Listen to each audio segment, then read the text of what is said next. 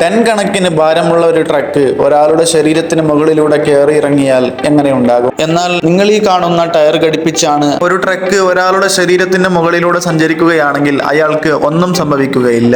1951 William Albi എന്ന വ്യക്തി ഏത് വൃത്തത്തിലൂടെയും അനായാസമായി നീങ്ങാൻ കഴിയുള്ള ഒരു ടയർ കണ്ടുപിടിച്ചു. ഇത് നാം കാണുന്ന മറ്റുള്ള ടയറുകളിൽ നിന്ന് വ്യത്യസ്തമായിരുന്നു. ഈ ടയറിന്റെ ലോ പ്രഷർ കാരണം വാഹനത്തിന്റെ മുഴുവൻ ഭാരവും ഒരു ലാർജ് ഏരിയയിലേക്ക് വിതരണം ചെയ്യപ്പെടുന്നു. ഈ ടയറുകളിൽ ലോ പ്രഷർ യൂസ് ചെയ്യുന്നതിനാൽ ആളുകളുടെ ശരീരത്തിലൂടെ കയറി ഇറങ്ങിയാലും ഒരു രീതിയിലുള്ള പരിക്കും പറ്റാതെ രക്ഷപ്പെടാൻ സാധിക്കും. ഏത് ടെറൈനിലൂടെയും എളുപ്പത്തിൽ പോകാൻ പറ്റുന്ന ഈ ടയറുകൾ മഞ്ഞുപോലെയുള്ള സോഫ്റ്റ് ആൻഡ് വീക്ക് സർഫസുകളിലൂടെ സഞ്ചരിക്കാൻ വേണ്ടിയാണ് ഈ ടയറുകൾ കണ്ടുപിടിച്ചിട്ടുള്ളത്. ശരിക്കും ആർമി പർപ്പസിന് വേണ്ടി ഡെവലപ്പ് ചെയ്തെടുത്ത ഇവ റോളിംഗ് ഓൺ ടയർസ് എന്നാണ് അറിയപ്പെടുന്നത്. അപ്പോൾ ഒരിക്കലും അപകടം വരുത്താത്ത ഈ റോളിംഗ് ടയറുകൾ ഇപ്പോൾ എന്തുകൊണ്ടായിരിക്കും വാഹനങ്ങളിൽ ഉപയോഗിക്കാത്തത്? കമന്റ് ചെയ്യുന്നതോടൊപ്പം തന്നെ സബ്സ്ക്രൈബ് ചെയ്യുക.